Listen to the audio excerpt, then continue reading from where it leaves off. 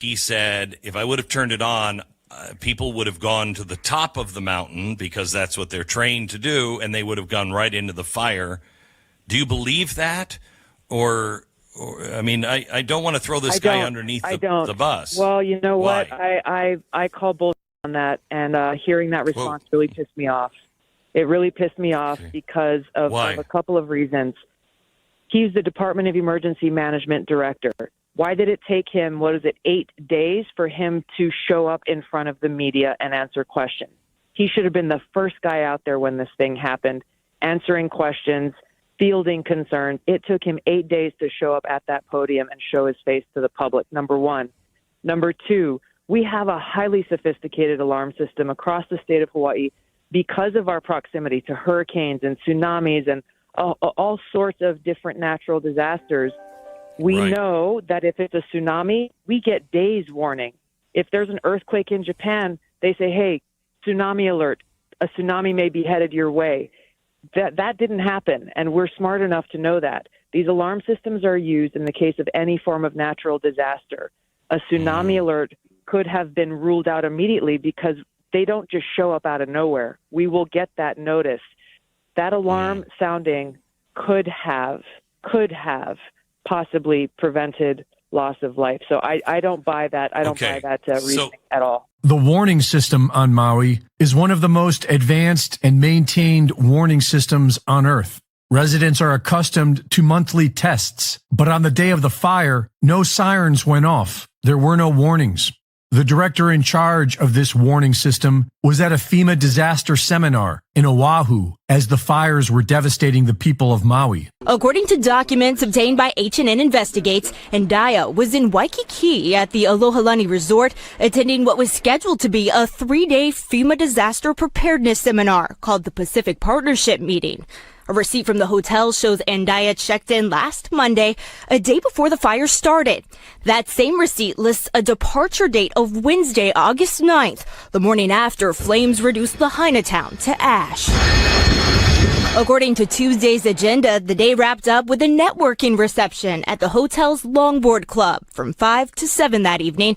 The same time, people were running for their lives, trying to escape flames that engulfed the town. When asked if he regretted not sounding the alarm, he said no, because he was worried that the people would run into the fire. Do you regret not sounding the sirens?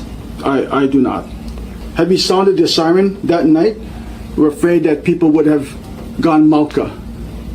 And if that was the case, then they would have gone into the fire. But instead, they burned to death at home, including an untold number of children who were home alone that morning because of a school cancellation.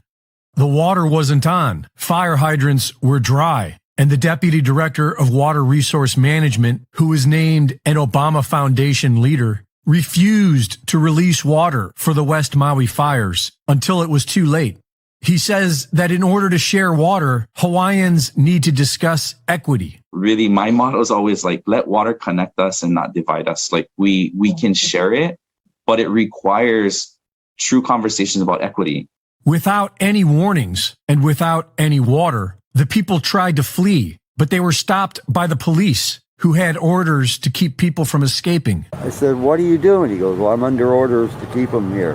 And I said, the fire is right around Safeway. It's going to hit Front Street. You know, these people got to get out of here. And he said, I'm following orders. No way. And so I just kept walking. Well, maybe he knows something I don't. The Maui chief of police was the incident officer at one of the biggest cover-up operations in U.S. history, the 2017 Las Vegas shootings. No comment? You have to look up one photo. No comment right now, guys. No comment? Yeah. I'm talking to the chief, sir. Yeah. Why doesn't he want to speak to the people? Only to a camera. Residents are not allowed to leave unless they get a permission slip from the federal government. But the government recently decided to shut that option down. I've just been informed that we are shutting down this placard distribution as of now. Maui Emergency Management Agency Director Herman Ndaya, who reportedly made the final decision against activating the emergency sirens in Lahaina, Maui, has resigned. The sirens were meant to alert residents of imminent tsunamis, wildfires, terrorist attacks, etc. Residents have concluded the use of the sirens would have saved countless lives, but Director Andaya said he had no regrets about refusing to activate the siren.